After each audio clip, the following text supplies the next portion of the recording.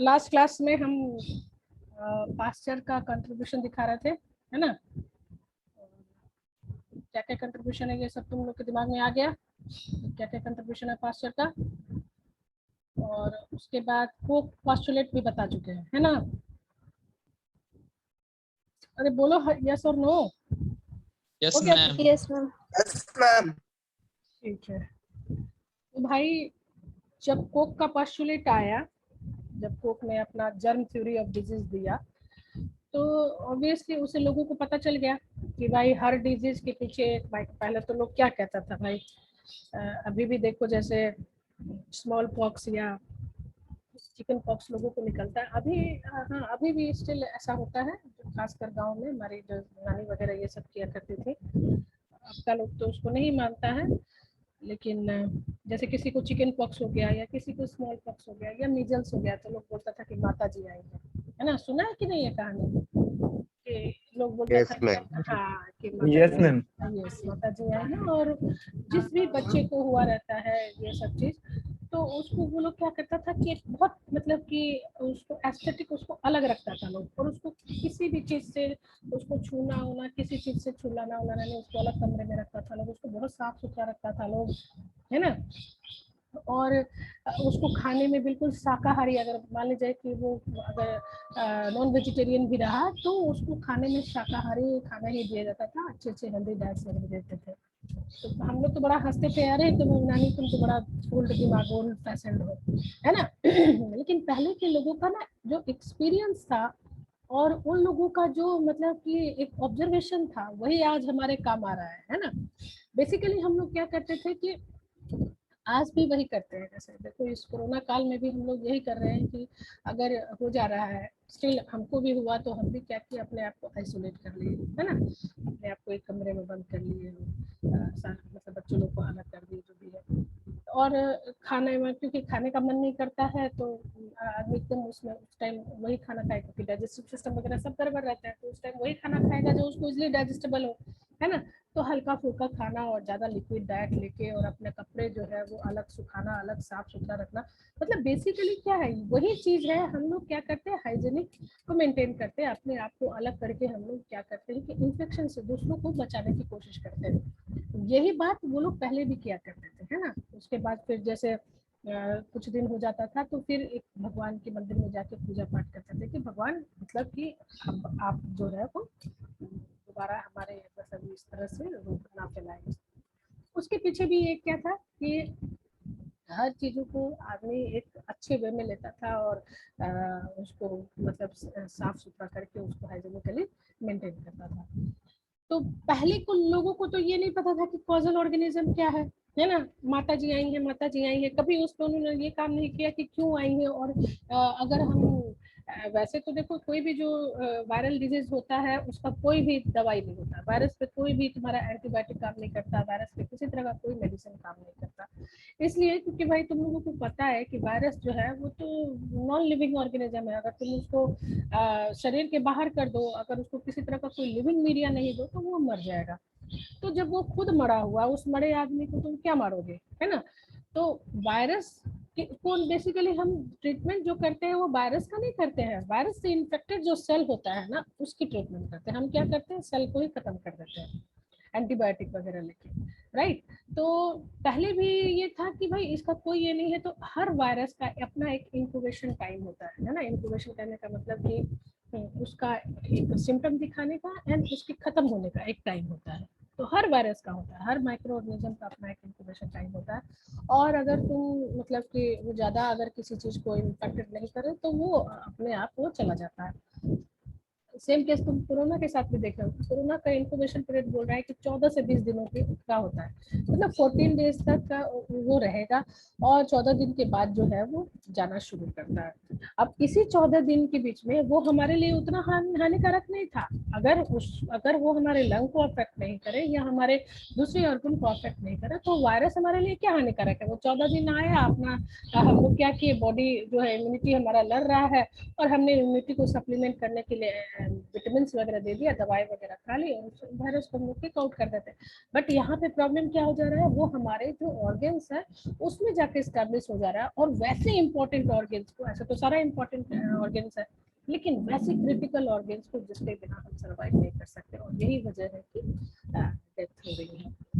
तो सेम चीज पहले भी होता था, पहले लोगों को ये नहीं पता रहता था कि कोई वायरस है चाहे कोई बैक्टीरिया है क्या है, वो लोग क्या करते थे, वेट करते थे। तुम लोगों ने सुना होगा एक मियादी बुखार, जब किसी ने प्रेमचंद की कथाएं सुनी होंगी तो उसमें एक कहानी था जिसमें कि मियादी बुखार का, जो कि 21 दिन का उसका साइकिल रहता था।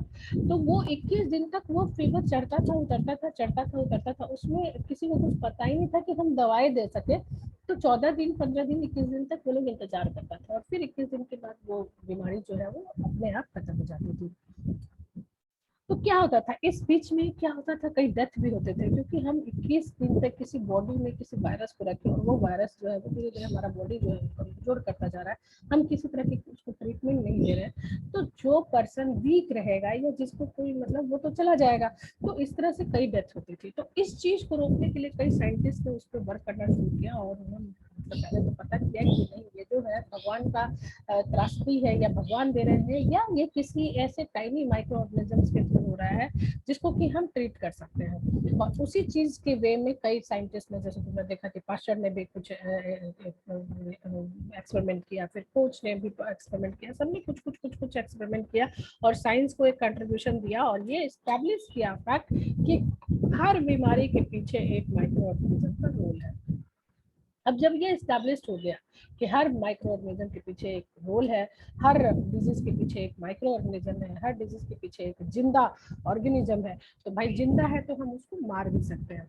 तो जब डिजीज का पता चल गया कि भाई सारे जो जितने भी डिजीज उस टाइम जो फैल रहे थे, उस time small pox, chicken pox, cholera वगैरह वगैरह इस तरह की डिजीजेस फैल रहे थे, उसके पीछे वहाँ पे काम करना शुरू हुआ। तो जब डिजीज का एस्टेब्लिशमेंट हो गया कि भाई माइक्रो, अभी देखो जैसे कोरोना ही आया, तो जो पिछले साल था उस टाइम लोग बहुत बजल थे कि क्या दवा दें क्या दवा दें, है ना, क्योंकि उसका नेचर ही नहीं पता चल रहा था। ये वायरस जो है वो यार किस तरह का वायरस है, इसका कुछ समझ में नहीं आ रहा है, ये आरएनए वायरस है कि डीएनए वायरस है, इसके सरफेस पे स्पाइक प्रोटीन है, तो कैसे इसको डिसॉल्व करें। एक साल तो हमारा इसी में चला गया कि वायरस का नेचर पता कर रहे थे, और उसके क्या क्या दवाई, अभी भी स्टिल उसके लिए कोई अप्रोप्रिएट दवाई जो है वो नहीं बन पाया। हम लोग क्या कर रहे थे कि एंटीबायोटिक लेते हैं, एंटीबायोटिक लेके हम क्या करते हैं, जो वायरस का इन्फेक्टेड सेल है उसको किल करते हैं, एंड फिर उसके बाद फिर जैसे जो भी सिम्टोमेटिक, जैसे जो होती है घर वाले जैसे सांस फूलने में दिक्कत है तो उसके ऑक्सीजन को बढ़ाने के लिए ये दे देते हैं, या वायरस की चेन को तोड़ने के लिए हम लोग कुछ उसमें रेमडेसिविर डाल देते हैं वगैरह वगैरह, यही सब करते हैं। बट डायरेक्ट जो ऐसी कोई दवाई अभी तक नहीं निकली जो कि जाके डायरेक्ट वायरस को मार दे, है ना, तो इसीलिए ये प्रॉब्लम आ रही है। तो उस टाइम भी इसी तरह का, पहले तो बहुत लोगों ने अपना सब जितने भी डिजीज थे उसके कौशल ऑर्गेनिज्म की ढूंढने की कोशिश की, और उसके बाद फिर हमारा मेडिकल माइक्रोबायोलॉजी उसी टाइम शुरू हुआ। ऑब्वियसली मेडिकल माइक्रोबायोलॉजी मतलब कि उसमें अगर कहीं पे जरूरत है तो सर्जरी की जरूरत है तो सर्जरी करेंगे, सर्जरी के साथ साथ में कुछ केमिकल्स की भी उसमें जरूरत है, और जब माइक्रो ऑर्गेनिज्म जन्म ले रहा है तो उसको मारने के लिए भी हमारे कई एंटीबायोटिक्स और कई तरह की दवाएं बन रही हैं। तो जब ये स्टैब्लिश हो गया, ये फैक्ट स्टैब्लिश हो गया, तब हमारा मेडिकल माइक्रोबायोलॉजी का जन्म हुआ, यानी कि ग्रोथ ऑफ एंटीसेप्टिक सर्जरी। और ये जो है इसमें जो इम्पोर्टेंट कंट्रीब्यूशन है वो जोसेफ लिस्टर का है। ये सब जो इम्पोर्टेंट नेम है ना, ये तुम लोग को याद रखना होगा कि फादर ऑफ एंटीसेप्टिक सर्जरी और फादर ऑफ मेडिकल माइक्रोबायोलॉजी, तो क्या नाम होगा तुम्हारा, जोसेफ लिस्टर। सो वो एक ब्रिटिश सर्जन थे, और he was the Pioneer of antiseptic surgery, और जिन्होंने कि स्टेराइल सर्जरी का, है ना, उस टाइम उनको प्रमोट किया गया। और इसी लिस्टर ने कार्बोलिक एसिड वगैरह केमिकल को ये किया, जो कि तुम्हारा जो सर्जिकल इंस्ट्रूमेंट है या वुंड वगैरह को या घाव वगैरह को साफ करने के लिए उसका यूज होता है। सेम डे सेम टाइम, उसी टाइम मतलब कि टर्म जो है वो स्टरलाइजेशन पता होना चाहिए कि what is sterilisation. Sterilisation is the complete removal of micro organism, और pasteurisation is the partial removal of micro organism, है ना। तो अब ये जो स्टरलाइजेशन है और पास्चुराइजेशन है, इसके बीच बीच का जो प्रोसेस है उसको हम लोग टिंडलाइजेशन कहते हैं। कहने का मतलब कि टिंडल एक साइंटिस्ट था, और उन्होंने एक प्रोसेस ऑफ इंटरमीडिएट हीटिंग दिया। इंटरमीडिएट हीटिंग मीन्स पहले भी मैं तुम्हें बता चुकी हूँ कि इसमें क्या होता है कि कुछ जो बैक्टीरिया है उनको स्पोर बनाने की कैपेबिलिटी होती है, राइट। और जैसे कि फंजाई तो सारे स्पोर्स बनाते हैं, बट कुछ ही एक आधे बैक्टीरिया जैसे कि तुम्हारा क्लोस्ट्राइडियम है, बैसिलस है, ये लोग स्पोर बनाते हैं। तो हम क्या करते हैं, जब हम लोग पास्चुराइजेशन का, जब पास्चर ने पास्चुराइजेशन टर्म इंट्रोड्यूस कर दिया, तो हम चीज़ों को पास्चुराइज करना शुरू कर दिए, है ना। उसको क्या करते थे कि 63 या 75 डिफरेंट पास्चुराइजेशन टेम्परेचर उस पर हम लोगों ने गर्म करना और उसको चीज़ों को स्टोर करने का काम हम लोगों ने शुरू किया। बट स्टिल उस पास्चुराइजेशन टेम्परेचर पे भी तो दिक्कत था कि यार इतने पास्चुराइज कर रहे हैं फिर भी चीज़ें जो है खराब हो रही हैं, है ना। तो इसका फिर उस वो में काम किया गया, तो ये पाया गया कि भाई कुछ जो बैक्टीरिया हैं वो एंडोस्पोर बनाते हैं, और हमने एक पास्चुराइजेशन टेम्परेचर दे दिया तो वो स्पोर तो मर गया, उसका वेजिटेटिव जो सेल है वो तो मर गया, बट ये जो स्पोर जो है वो स्टिल उस टेम्परेचर पे जिंदा है। तो अगर हम बहुत ज्यादा हाई टेम्परेचर देते हैं, हमारे पास दूसरा उपाय है कि हम क्या करें कि और भी ज्यादा टेम्परेचर देते हैं जिससे कि एंडोस्पोर बढ़ जाएगा। लेकिन अब जो तुम खाने पीने की चीजें यूज करते हो, जैसे मिल्क की यूज करते हो या कोई भी खाने पीने की चीज यूज करते हो, उसको अब तुम 100 और 121 डिग्री सेंटीग्रेड पे गर्म करने लगोगे तो दूध तो तुम्हारा पानी हो जाएगा, सारे न्यूट्रिशन जो है उसके ब्रेक कर जाएंगे, सारे न्यूट्रिएंट्स जो है उसके खत्म कर हो जाएंगे। तुम सब्जी वगैरह को जब इतना स्टरलाइज करना शुरू कर दोगे तो तुम्हारा सब्जी खाने का कोई फायदा नहीं, तुम्हारे दूध पीने का कोई फायदा नहीं, है ना। तो हम एक ऐसा टेम्परेचर लाए, एक ऐसा प्रोसेस लाए जो कि हमारा क्या करे कि मतलब कि माइक्रो ऑर्गेनिज्म को भी किल करे और जो उसका न्यूट्रिशन है वो भी हमारा बचा रहे। उसी चीज को बचाने के लिए टर्म लाया गया टिंडलाइजेशन, जिसमें कि इंटरमीडिएट हीटिंग होती है। तुमने एक सर्टेन टेम्परेचर पे गर्म किया, फिर उसको एक नॉर्मल टेम्परेचर पर छोड़ दिया। अब सर्टेन टेम्परेचर पे गर्म किया तो वो जो वेजिटेटिव सेल है वो किल हो गया, और जो तुम्हारा जो इंडोस्पोरिक सेल है वो बच गया। वो जब नॉर्मल टेम्परेचर करोगे तो वो ग्रो करेगा। फिर तुमने दोबारा क्या किया कि एक सर्टेन 3-4 घंटे के अंदर उसको फिर गर्म कर दिया, फिर उसके कुछ जो इंडोस्पोरिक सेल है वो मर जाएंगे। फिर तुमने ठंडा कर दिया, ठंडा कर दोगे तो फिर क्या हो जाएगा कि अगेन उसके जो इंडोस्पोरिक जो बचे कुचे होंगे वो ग्रो करेंगे, और इस तरह से जब तुमने उसको दोबारा गर्म किया तो वो मर जाएंगे। तो इस प्रोसेस को हम लोग बोलते हैं कि टिंडलाइजेशन, और ये टर्म जो है वो जॉन टिंडल ने दिया था। इसी तरह तुम्हारा फर्मेंटेशन प्रोसेस से ऑलरेडी इसको डिस्कस कर सकते हो। फिर आया तुम्हारा वीरोलॉजी, है ना। और ये जो वीरोलॉजी है, पहले तो भाई बैक्टीरिया पे ही लोग सुस्ता रहा था कि हाय यार कितना सारा बैक्टीरिया है और कितने सारे डिजीज है। अब उसके बाद जब बैक्टीरिया पे काम कर रहे थे तो उन्होंने देखा कि भाई कुछ डिजीज को ऐसे, क्योंकि बैक्टीरिया को प्रिवेंट करने के लिए बहुत सारे एंटीबायोटिक बन गए, बैक्टीरिया को छानने के लिए कई तरह के फिल्टर बन गए, जैसे कि बैक्टीरिया को छाना जा सकता है। और उस टाइम यही माना जाता था कि बैक्टीरिया जो है वो सबसे स्मॉलेस्ट ऑर्गेनिज्म है। तो अगर हम मान लीजिए कि कुछ ऐसा मेम्ब्रेन फिल्टर जैसा कुछ तैयार करते हैं जो कि बैक्टीरिया को फिल्टर कर लेता है, तो हमारा चीज जो है वो सारा सेफ हो जाएगा। बट एक साइंटिस्ट थे जिनका नाम था इवानोस्की, है ना। ये साइंटिस्ट जो है उन्होंने देखा कि टोबैको पे, तुम लोगों ने तंबाकू का पत्ता देखा होगा, टोबैको पे कुछ ऐसे ऐसे गोल गोल से वॉर टाइप के कुछ आ रहा है। तो उस डिजीज को उन्होंने पढ़ा, उसको स्टडी किया, तो उन्होंने उसको नाम दिया टोबैको मोज़ेक डिजीज, है ना। अब इस टोबैको मोज़ेक जब जब साइंस स्टैब्लिश्ड हो गया था कि भाई हर डिजीज के पीछे एक माइक्रो ऑर्गेनिज्म है, तो उन्होंने सोचा कि ये हो क्यों रहा है, टोबैको मोज़ेक डिजीज हो क्यों रहा है। तो उन्होंने क्या किया कि जो टोबैको का पत्ता निकाला, उसका तोड़ा, और जो इन्फेक्टेड पत्ता था और उसका उन्होंने जूस निकाला, है ना। और जूस निकालने के बाद क्या किया कि उस जूस को उन्होंने फिल्टर कर दिया, है ना। अब ये माना, उनको ये पता नहीं था कि इसमें वायरस है क्या है, उन्होंने समझा कि भाई ये बैक्टीरिया है। तो जब हम उसको फिल्टर कर देंगे तो क्या हो जाएगा, वो बैक्टीरिया जो स्मॉलेस्ट बैक्टीरिया जो उस टाइम नोन बैक्टीरिया था 0.5 माइक्रोमीटर का उस टाइम स्मॉलेस्ट बैक्टीरिया निकला था। तो उन्होंने सबसे स्मॉलेस्ट बैक्टीरिया को उस टाइम जो डिस्कवर था उससे भी क्या किया कि छोटा 4 साइज का एक फिल्टर बनाया, और उस फिल्टर से ये जो टोबैको का जूस है उसको उन्होंने फिल्टर कर दिया। तो अब उन्होंने सोचा कि जब बैक्टीरिया फिल्टर हो गया हो तो फिल्टर पे आ गया होगा, तो जो तुम्हारा जो जूस है जो फिल्टर होके जो आया उसमें किसी तरह का कोई डिजीज नहीं होगा। लेकिन उन्होंने देखा कि जो फिल्टर जूस है उसमें अगेन उस फिल्टर जूस को लेके उन्होंने क्या किया कि एक तो उसको ग्रोथ करवाया, और उससे एक सैंपल लेके उन्होंने दूसरे जो माइस वगैरह पे ही उस टाइम एक्सपेरिमेंट होता था, टोबैको पे ही, ये क्योंकि टोबैको है तो उन्होंने क्या किया कि टोबैको पे ऐसे रब कर दिया, तो उन्होंने देखा कि सेम सिम्टम जो है वो दिख गया। तो उन्होंने सोचा कि यार ये कुछ ऐसा है जो कि स्मॉलेस्ट देन द बैक्टीरिया। तो उस टाइम उसका नाम उन्होंने कुछ नहीं दिया, उन्होंने क्या कर दिया उस टाइनी माइक्रो, जिसको कि उन्होंने कहा कि ये जो माइक्रो ऑर्गेनिज्म है ये तो बैक्टीरिया से भी छोटा है ना, लेकिन उसका कुछ नाम वो नहीं दे पाए थे, तो उसको उन्होंने कहा कि दिस इज फिल्टरेबल स्टाइनिंग एजेंट, उन्होंने मतलब कि फिल्टरेबल वायरस दिया। वायरस क्या है, उन्होंने कहा कि ये पॉइजन है। वायरस जो है वो एक शब्द से इजाद हुआ जिसका बेसिकली मतलब है कि इट इज पॉइजन, है ना। और जब उसको उन्होंने माइक्रोस्कोप से देखने का कोशिश किया, उस टाइम जो पावरफुल माइक्रोस्कोप था जो कि था, जबकि उस टाइम माइक्रोस्कोप को नहीं डेवलप कर पाया था, बट उनके पास जो भी सबसे पावरफुल माइक्रोस्कोप था उससे उन्होंने देखने की कोशिश की, तो वो माइक्रो ऑर्गेनिज्म उनको नहीं दिखा। फिर जो अब एक बार जब वायरस पे काम हुआ तो फिर दूसरा भी काम होना शुरू किया। उसके बाद फिर 1915 में जो फ्रेडरिक फ्रॉट है ना, इन्होंने फ्रेडरिक फ्रॉट ने एक्सपेरिमेंट किया और उन्होंने ये नोटिस किया कि भाई जो बैक्टीरिया है उसको भी खाने वाला एक वायरस है, कुछ जो बैक्टीरिया है उन पे भी एक तरह का वायरस जन्म लेता है, और उस वायरस को उन्होंने नाम दिया बैक्टीरियोफाज, है ना।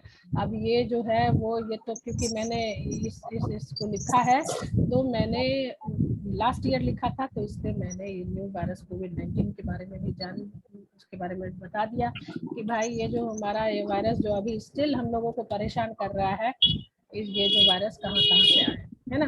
तो वायरोलॉजी के बारे में एक अलग, किसका है यार, म्यूट करो तुम लोग, किसका आवाज कर रहा है, म्यूट करो, ठीक है। तो हिस्ट्री में अब इतना ही, क्योंकि वायरस का एक अलग सा चैप्टर है, उसमें तुम वायरस के बारे में जानोगे अच्छी तरह से, बट ये हिस्ट्री में तुम्हें ज़्यादा नहीं बताएंगे। रुपेश पूछो, क्या कुछ पूछना है क्या? यस मैम, बोल रहे थे कि पास्चर ऑब्जर्वेशन में एक वर्ड था ब्लॉब्स। ब्लॉब्स, हाँ ठीक है मैम वो क्या होता है? ब्लॉब्स मीन्स जैसे कुछ गड्ढे जैसा था, है ना, और मतलब कि एक ऐसा ग्रोथ जैसा था, मतलब कि उसको उन्होंने ब्लॉब्स कहा है, यानी कि क्या बोल सकते हैं उसको, एक एक एक ब्लॉब्स का लिटरल मीनिंग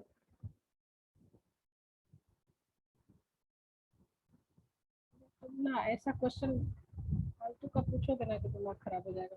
तुमको अब अंग्रेजी का एक एक हिंदी हम समझाने लगे ना तो बस हो गया तुम्हारा माइक्रोबायोलॉजी, तुम हिंदी ही पढ़ लो।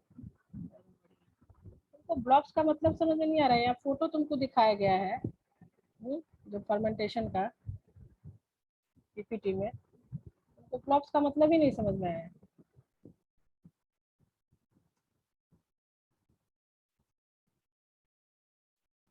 पूछोगे कि मैडम स्क्वायर का मतलब क्या होता है, हिंदी क्या होता है, तो राउंड का हिंदी क्या होता है, तो तुम जाके मैम हिंदी नहीं पूछे हैं, उसका मतलब तो क्या तुमको होता है ये मतलब सब। समझ में नहीं आया। तुम फोटो देखे हो कि नहीं देखे हो, पीपीटी देखे हो कि नहीं देखे हो? यस मैम देखिए। हाँ, तो तुमको नहीं समझ में आया। हाँ, मतलब क्वेश्चन ऐसा पूछो जो कि तुम्हारा मतलब दूसरे को भी ना रहे, फालतू का ये सब क्वेश्चन पूछ के ना खाली टाइम बर्बाद करते हो, समझे। नेक्स्ट टाइम से इस तरह का फालतू क्वेश्चन पूछे ना तो जवाब भी नहीं देने वाले हैं। मैम पूछना था कि पेस्चराइजेशन और डीमिनराइजेशन में क्या डिफरेंस है? रुको एक मिनट, पहले इसका जवाब देना।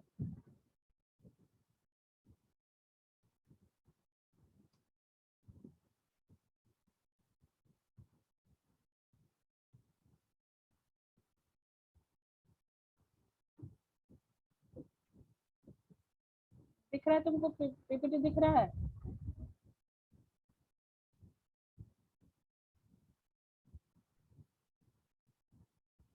ये दिखा तुमको PPT Rupesh? Yes ma'am, yes ma'am.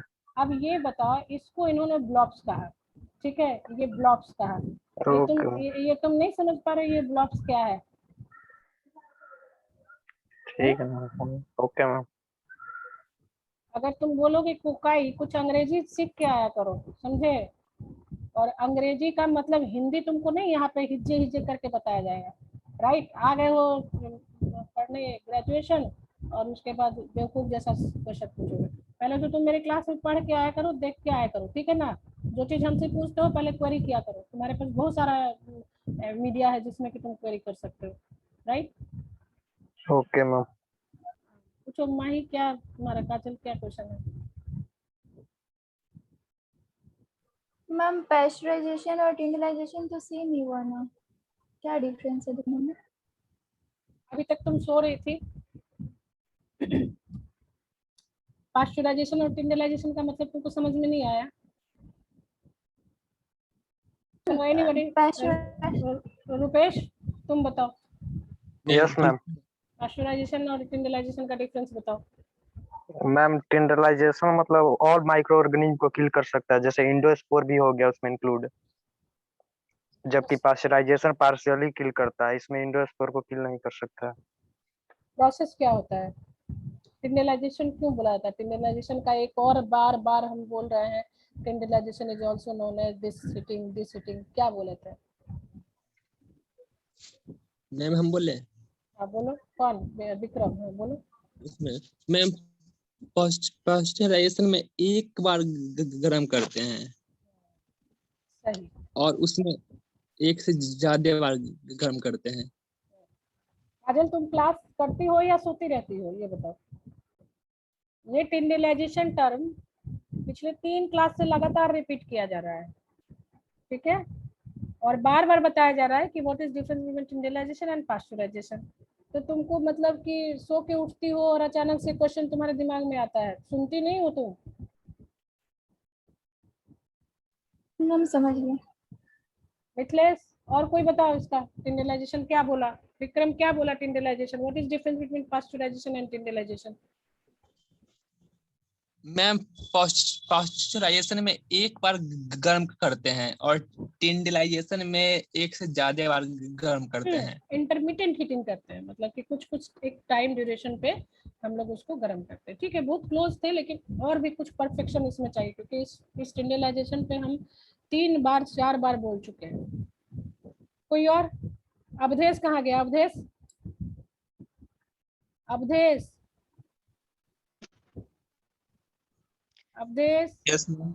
हाँ चलो तुम जवाब दो तो। वैसे तो बड़ा वाह वाह मैडम, वाह वाह मैडम, जरा हम भी तुमको वाह वाह कर दे। बताओ, what is difference between tyndallisation and pasteurisation?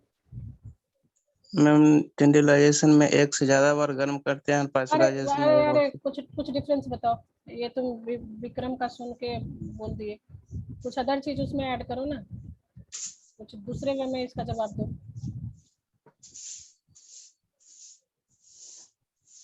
बताओ, किसने दिया था टर्म टिंडलाइजेशन? बताओ तुम लोग। एक तो सारा सब कोई वीडियो जो है वो ऑन रखो अपना, सब कोई अपना ऑन करो वीडियो, सभी कोई ऑन करो। अवधेश अपना वीडियो ऑन करो। अभय, अभय राज, अभिषेक, अभिषेक रोल नंबर 2 15 दोनों अपना वीडियो ऑन करो। अमन, अमन भारती, सब कोई करो। सबका अलग अलग नाम थोड़ी लेंगे हम। काजल, संजीव, हर कोई अपना वीडियो पहले ऑन करो। ये क्लास खत्म हो चुका है, अब इसमें डिस्कशन नहीं है।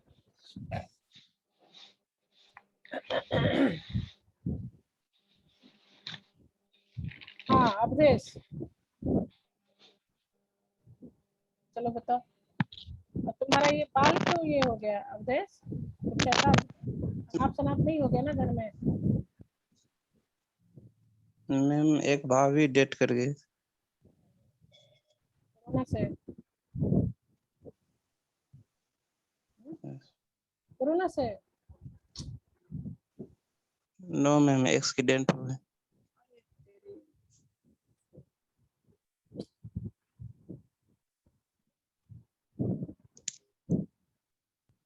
चलो इसका जवाब नहीं दे पाओगे तुम, कोई दूसरा बताओ। सौरभ, मैम बोलो बोलो, क्या बोले? तुम तो अभी बोल ही दिए ना विक्रम। जॉन टिंडल ही दिया था, चलो ठीक है, तुम तो बोल ही दिए। अभिषेक, अभिषेक तुम बताओ तो, टिंडलाइजेशन एंड पास्चराइजेशन का। पास्चराइजेशन में जब एक बार हीट करते हैं तो वेजिटेटिव सेल मर जाते हैं, लेकिन जो उसका स्पोर्स है वो जिंदा रहता है, तो फिर वो बाद में ग्रो कर जाता है।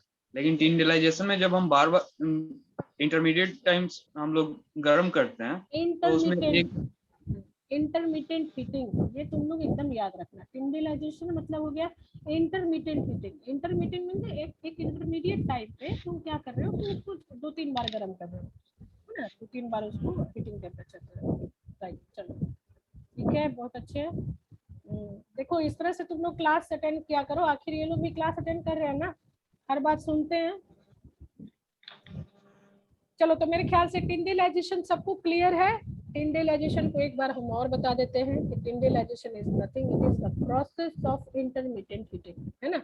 इसमें क्या करते हैं कि हम जो पास्चुराइजेशन में सिंपली क्या है, इसमें हम लोग 63.8 डिग्री सेंटीग्रेड पे या उससे ज्यादा 72 भी गर्म करते हैं, डिपेंड करता है तुम्हारा मटेरियल क्या है, उसमें हम चीजों को गर्म करते, हीट करते हैं 15 मिनट के लिए, 20 मिनट के लिए गर्म करते हैं। उसमें क्या होता है कि सारे जो बैक्टीरियल सेल्स है, उसके वेजिटेटिव सेल्स जो है वो किल हो जाते हैं। बट उस टेम्परेचर पे, क्योंकि इंडोस्पोर जो है, तुमने पढ़ा होगा बैक्टीरियल स्ट्रक्चर में कि इंडोस्पोर बहुत हार्ड स्ट्रक्चर होता है, उसके ऊपर कॉर्टेक्स होता है, उसके ऊपर कैल्शियम का लेयर होता है, तो उसको ब्रेक करना, उसको मारना थोड़ा कठिन होता है ना। तो क्या होता है, इंडोस्पोरिक सेल बच जाता है। इंडोस्पोरिक सेल जो है वो अगेन तुम्हारा चीज, जो भी तुम खाने पीने की चीज जो तुम बना रहे हो उसको खराब करने के लिए कैपेबल होता है। तो जॉन टिंडल ने, क्योंकि स्टरलाइजेशन भी है हमारे पास, हम उसको स्टरलाइज कर सकते हैं, बट हम अगर चीजों को स्टरलाइज करना शुरू करें, खाने पीने की चीजों को, तो उसका न्यूट्रिशन खत्म हो जाएगा।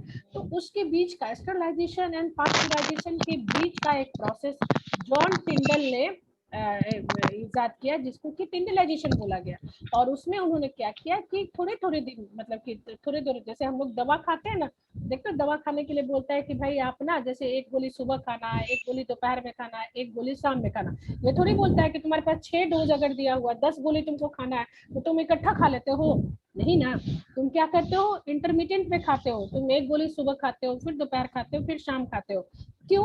क्योंकि एक गोली जो तुमने सुबह खाई, वो तुम्हारे जो अंदर माइक्रो ऑर्गेनिज्म जो पल रहे हैं उसको उसने मार दिया। अब कुछ माइक्रो ऑर्गेनिज्म जो है वो बच गया। भाई तुम गोली ही चलाते हो जब, तो क्या होता है, गोली चलाते हो तो तुम्हारा सारा निशाना पे थोड़ी लगता है, कुछ जो होते हैं वो बच भी जाते हैं, है ना। तो क्या होता है, ये जो हम दवा खाते हैं वो कुछ माइक्रो ऑर्गेनिज्म उसमें स्टिल बच जाता है। तो भाई उसको अब दवा जो है जितना मारना था उसने मार दिया। फिर कहता है बच्चे तुम और अब ग्रो कर लो, है ना। तो फिर दोपहर तक और ग्रो हो गया, तो हमने फिर एक गोली खा ली। तो दोपहर तक जितना माइक्रो ऑर्गेनिज्म बचा कुचा जो जन्म लिया हुआ था, उसको फिर वो गोली मार देता है ना, जो दवा है वो मार देता है। फिर भाई अब फिर और उसमें कुछ एक आधा थेथर, जिसको बोलते हैं ना कि थेथर है, इसको कितना भी थप्पड़ मारो ये मरने वाला नहीं है। तो भाई उसका भी इंतजार किया था कि अच्छा बेटे तुम शाम तक तो जन्म ले ही लोगे, तुम शाम में आओ, फिर हम तुमको एक दवा खा के और तुमको किल कर देंगे, है ना। तो यही चीज है तुम्हारा टिंडलाइजेशन, है ना। तो शाम में हम एक और गोली खा लेते हैं, उसके बाद फिर नेक्स्ट डे से हम बिल्कुल ठीक हो जाते हैं, क्योंकि तुमने टाइम दिया कि तुम अभी अपने आप को ग्रो करो, फिर तुमने टाइम दिया, फिर तुम अपने आप को ग्रो करो, और उसके बाद हमने उसको हीट कर दिया, उसको हमने किल कर दिया। तो this is the process of tyndallisation, process of intermediate heating is known as tyndallisation. और इस टर्म को टिंडल ने दिया था।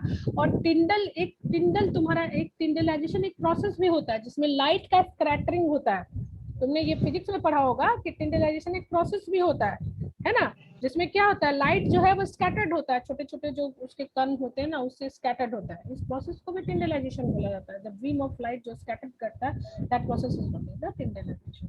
बट उस टिंडलाइजेशन का इस टिंडलाइजेशन से कोई लेना देना नहीं। ठीक है, क्लियर है? Yes ma'am. Yes ma'am. चलो, और कुछ पूछना है किसी को, या हम नेक्स्ट चैप्टर शुरू करें, या इसमें तुम लोगों को कुछ क्वेश्चन हम देते हैं, ठीक है। चलो ये हम क्वेश्चन देते हैं। देखो ये सारा मेरा डेवलप किया हुआ है और ये तुम लोगों के काम आएगा, ठीक है। अब हम क्वेश्चन पूछते हैं। ये क्वेश्चन है तुम्हारे पास, बताओ। Microorganisms are the living organism that are too dash to be seen by naked eye. बताओ, कोई बताओ इसमें। Too small. Small.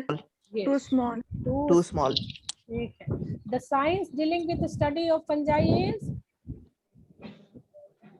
Microbiology. Fungi, सही है। फंजाई है। Mycology. Mycology. Mycology. And then science dealing with the study of algae is बोलो।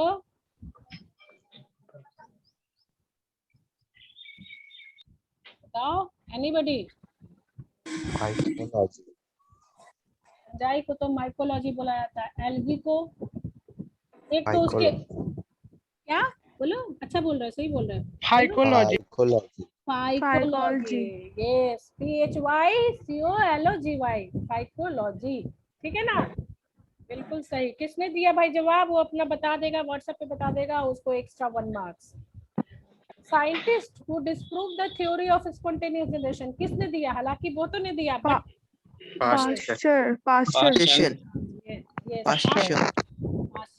Pasteur. Germ theory of disease was proposed by Robert Koch. Coach बोलते, Coke बोलते, जो तुम्हें बोलना है, स्पेलिंग सही लिखना। The organism causing tuberculosis disease, बताओ, एकदम मिलता जुलता नाम है।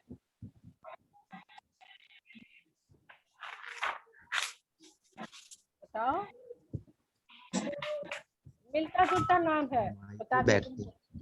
माइकोबैक्टीरियम। माइकोबैक्टीरियम, वेरी गुड भाई, जिसने भी दिया उसको 1 मार्क्स एक्स्ट्रा। क्या नाम है तुम्हारा? अभय दुबे। अच्छा, अबे पहले वाला भी तुम ही आंसर दिए थे? Yes ma'am. Very Yes, good, ma'am. चलो तुमने 2 marks extra. So organism causing tuberculosis disease is mycobacterium tuberculi, ठीक है ना, क्लियर? अच्छा, फर्मेंटेशन टर्म किसने दिया था भाई? Louis Pasteur. तो पहले ही से सब याद आ रहा है। The scientist known as father of microbiology, Robert Koch. Robert वेनली Robert Robert Van Hook. Van Leeuwenhoek,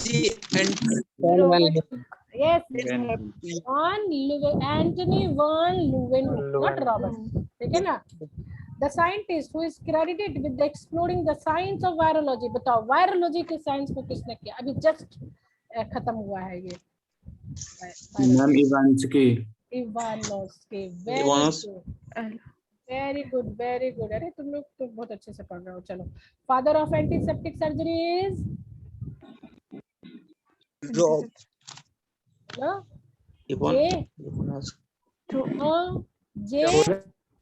Joseph man. Joseph Lister, Pasteur. Joseph Lister. हाँ Joseph Lister. Joseph Lister, yes. तो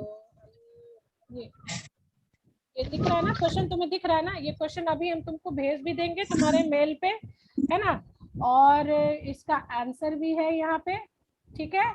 तो तुम लोग का प्रैक्टिस भी होता जाएगा, और इतना सारा तुम हर चैप्टर में तुम्हारे 10 फिल इन द ब्लैंक्स है, 10 तुम्हारे ऑब्जेक्टिव, 10 तुम्हारे मल्टीपल चॉइस है, 10 ये ऐसे ऐसे करके बहुत सारे क्वेश्चन है, ठीक है ना। तो जब तुम बना लोगे ना, तो तुम्हारे पास इतने सारे क्वेश्चंस बैंक हो जाएंगे कि तुम्हारा यही पढ़ लोगे, इससे ज्यादा कुछ नहीं आना है, ठीक है? अब देखो ये MCQ पूछते हैं, तुम्हारा चैप्टर 7 के साथ तैयार हो जाएगा, ठीक है ना?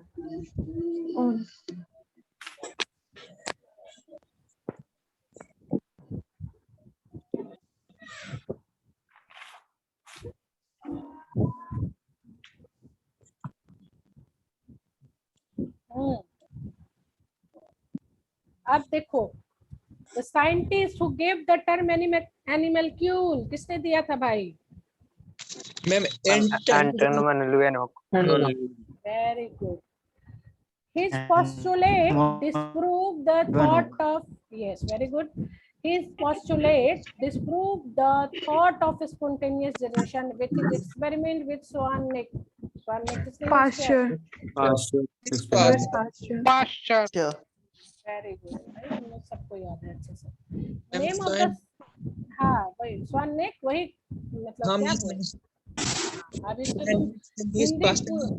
थे और वो फलांजी बिना उसके किए थे।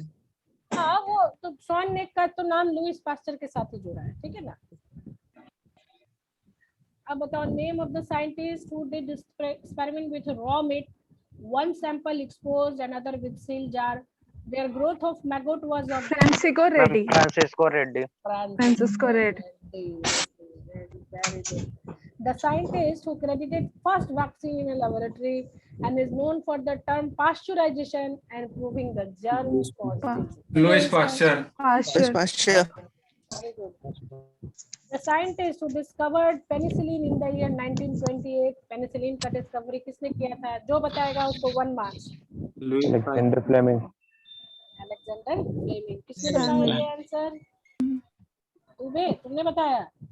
मैम हमने भी बताया और एक और थे। तुम्हारा नाम बताओ। आपका नाम बताओ। और अभिषेक सर। अच्छा अभिषेक एंड तुमने, तुम्हारा नाम? विवेक कुमार विक्रम। विवेक कुमार विक्रम। Very good. चलो तुम लोग सब अपना एक व्हाट्सएप कर देना, ये क्वेश्चन तो हम सबका ध्यान रखेंगे, ठीक है ना। The scientist who prove that every disease is associated with the microorganism, किसने बताया कि भाई? Very good, very good. The practice of killing bacteria by heating at a certain temperature, देखो आ गया ये। John ma'am Spallanzani. The practice of killing bacteria by heating at certain temperature, ये तुम्हारा प्रोसेस पूछ रहा है। Pasteurization. स्टरलाइजेशन, इसमें पास्चुराइजेशन कहीं है? बताओ, चॉइस देखो। स्टरलाइजेशन है ना? दिख रहा है मैम। मैम सबका वीडियो कैमरा ऑन, इस वजह से आपका स्क्रीन तो नहीं दिख रहा। स्क्रीन नहीं दिख रहा? No. दिखना चाहिए। No ma'am. शेयरिंग बंद हो गया क्या?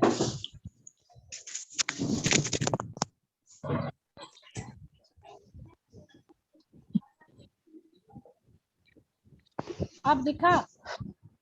यस मैम, अब दिख रहा है ना? चलो एक क्वेश्चन है तुम्हारा। कोविड-19 इज क्या है भाई? कोविड-19 चाइना। वायरस।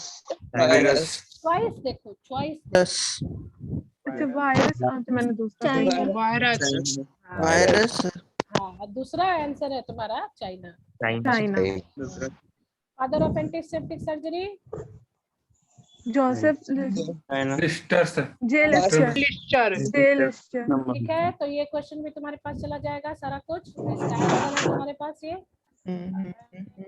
तुम फॉल्स देख रहे हो, ट्रू फॉल्स वगैरह ये सारा चीज तुम लोग का प्रैक्टिस हो जाएगा। लॉन्ग क्वेश्चन भी तुम लोग को भेजेंगे सारा। आज एक सेट तुम्हारा हिस्ट्री का भेज दिया जाएगा। जो क्वेश्चन तुमसे पूछा जा रहा है उस क्वेश्चन को अच्छे से कर लेना, इससे बाहर नहीं आएगा, आई गारंटी।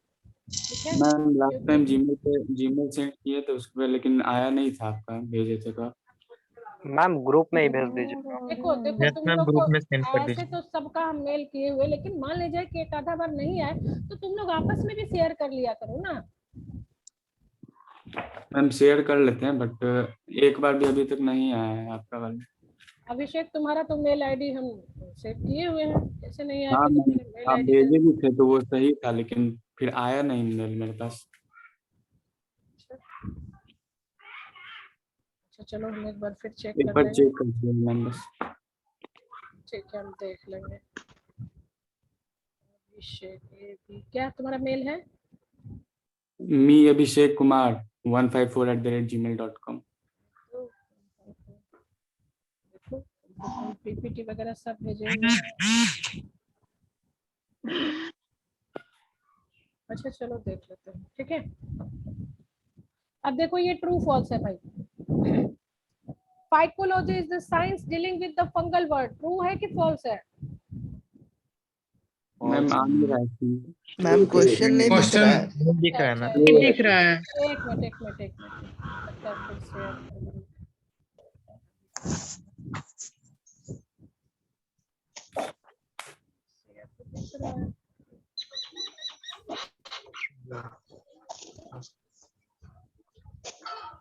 हाँ चलो अब दिखा। यस बताओ। Yes ma'am. पहला ट्रू है कि फॉल्स है? फॉल्स है। फॉल्स। फॉल्स है। Very good. दूसरा देखो। ट्रू है। True ma'am. True ma'am. Very good. True. COVID-19 is a novel virus associated with severe acute respiratory syndrome. True है True. हाँ, True, ma'am. very good. Anthony von Leeuwenhoek is known as father of biology. False. No, False. false है. Mushroom and algae are identified by their spore structure and presence of chlorophyll. सही है कि गलत है? True है ma'am. Mushroom में सही है। True है. में होता है सही है। True है मैम. True है. मैम अलगी में क्लोरोफिल की वजह से तो हम लोग को देख पाते हैं. सही है आंसर, ये सही है। जो मशरूम है वो क्या है? फंजाई है, और फंजाई जो है वो अपने स्पोर स्ट्रक्चर के कारण जाना जाता है, और एल्गी जो है वो ग्रीन कलर का होता है, क्लोरोफिल पाया जाता है उसमें, तो वो क्लोरोफिल के कारण, तो ये सही है। Killing of micro organism at 65 degree centigrade is known as. True है कि फॉल्स है? ट्रू है मैम. False है मैम. False है. जो फॉल्स बोल रहा है बताओ, फॉल्स बोल रहा है उसका आंसर बताओ फिर।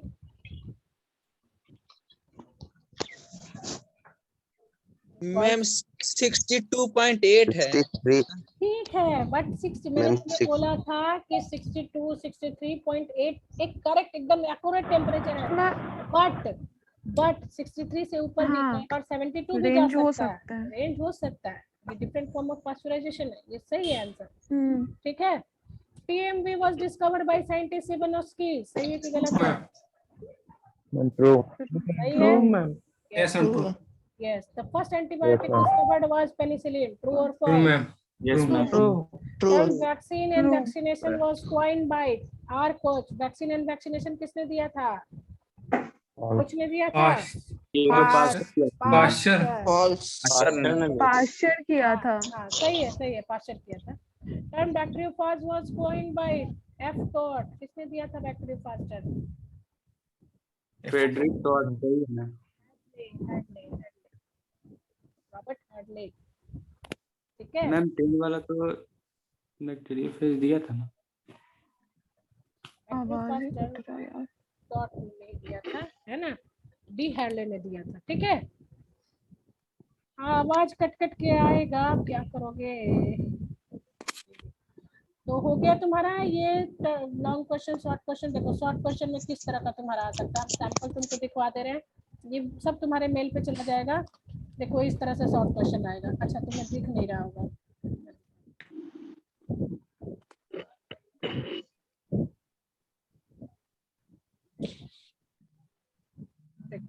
ये इस तरह से शॉर्ट क्वेश्चन आएगा।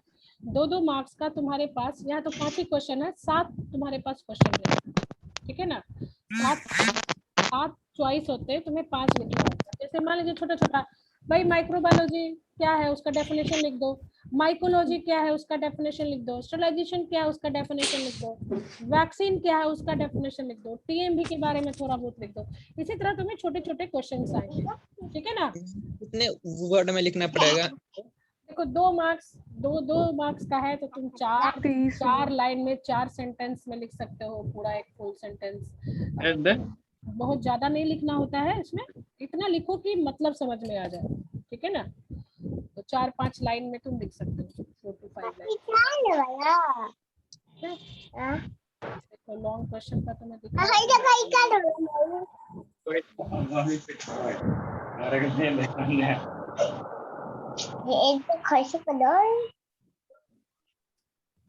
देखो लॉन्ग क्वेश्चन।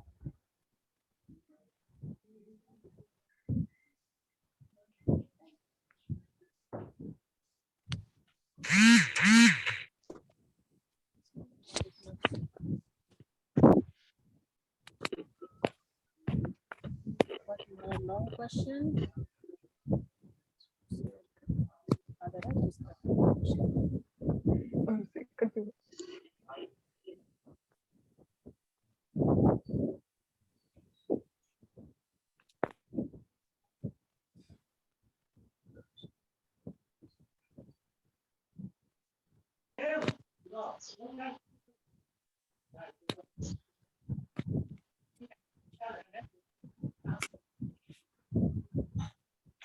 दिख रहा है क्या तुम लोग को? लॉन्ग क्वेश्चन नहीं दिख रहा ना? No ma'am.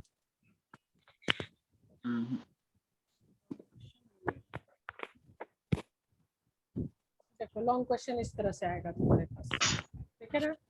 Right down the important contribution of scientist A.V. Leeuwenhoek and Louis Pasteur. तो तुम्हारे पास बहुत सारे आंसर हैं। लुइनहॉक का भी तुम लोगों को पता है, कर्नल मैक्यूल दिया, फर्स्ट माइक्रोस्कोप बनाया, फादर ऑफ माइक्रोबायोलॉजी बोला जाता है। और लुईस पास्चर का तो तुम्हें 7-8 आराम से लिख देना है ना। तो इन दोनों का करके मतलब इतना लिखना, मतलब जो भी आए लिख देना, क्योंकि 5 मार्क्स का क्वेश्चन रहता है ये, है ना। 5 मार्क्स का क्वेश्चन ये रहता है। इसी तरह कह रहा है how swan neck experiment of Louis Pasteur disprove the theory of spontaneous generation. Write down the detail experiment with label diagram. इसमें तुमको छोटा सा फोटो भी बनाना पड़ेगा जो स्टेप है, और उसके बारे में तुम्हें लिखना भी पड़ेगा। Right down the development of history of science of vaccination with 5 example, है ना। यहाँ साइंस ऑफ वैक्सीनेशन जब शुरू हुआ तो तुम्हें लुईस पास्चर का वो क्रॉस वैक्सीनेशन से आना होगा, है ना। एंथ्रैक्स से, फिर उसने किया, फिर तुम्हारा जो कॉक का जो germ theory of disease established हुआ, है ना। तो ये तुम्हारा 5 एग्जांपल उसमें करके तुम्हें देना होगा। इसी टाइप का तुम्हारा क्वेश्चन होगा। हर क्वेश्चन इसमें तुम्हारा मात्र 3 लिखा हुआ है, लेकिन तुम्हारे पास 5 चॉइस रहते हैं जिसमें कि 3 आंसर करना होता है, ठीक है। Yes ma'am. तो अब तुम्हारा हो गया हिस्ट्री खत्म। हिस्ट्री में तुमने क्वेश्चन आंसर भी काफी कर लिए, और ये सारे क्वेश्चंस का सेट हम तुमको भेज देते हैं, तुम लोग प्रैक्टिस करना, ठीक है। और इसको तुम लोग सेव भी करके रखना, इसलिए रखना क्योंकि ये तुम्हारे आगे भी काम आएगा, कॉम्पिटिटिव एग्जामिनेशन के लिए भी काम आएगा, तुम्हारे हायर स्टडी के लिए भी काम आएगा, और इस एग्जाम के लिए तो इससे आगे कुछ नहीं आएगा, ठीक है। हर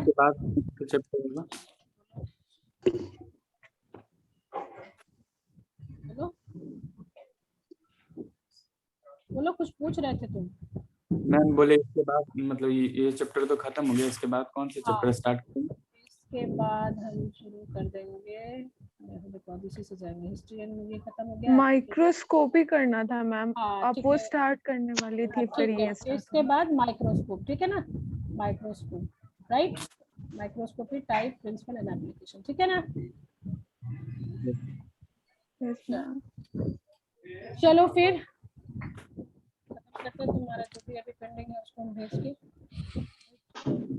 चलो स्क्रीनशॉट भेज देना। मैम लेसन 2 और 3 का भी क्वेश्चंस भेज दीजिए। हाँ ठीक है सबका।